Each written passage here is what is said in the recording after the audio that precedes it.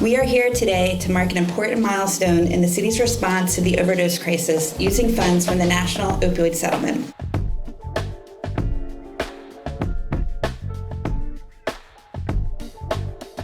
You're standing in the Mike Hanson Resource Center, and I am the Chief Operating Officer of Self Incorporated.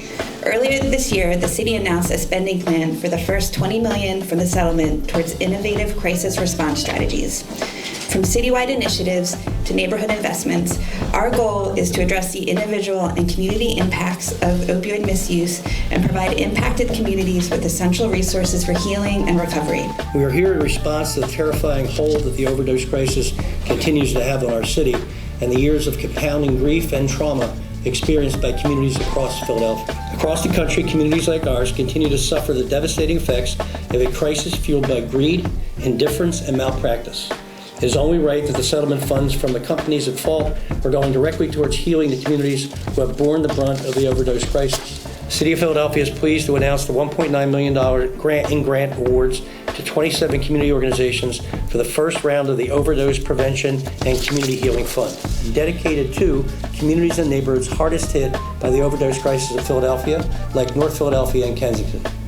Through the Prevention Fund, the city is awarding $20,000 capacity building grants to 10 local organizations and $100,000 program grants to 17 local organizations serving these communities.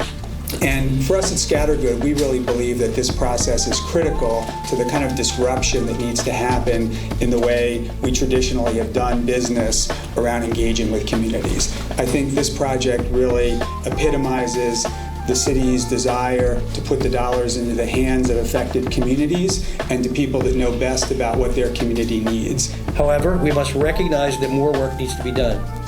Racial disparities continue to widen, especially in North Philadelphia, where 75% of our city's overdoses took place at home in the year 2021.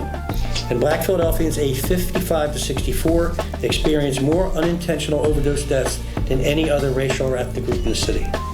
We must continue to have culturally affirming conversations with our loved ones. We must continue to improve access to care for our neighbors who may be struggling with addiction and face stigma. It's wonderful to see these funds going to people on the ground who are actually out there with folk who are trying to keep people safe and alive.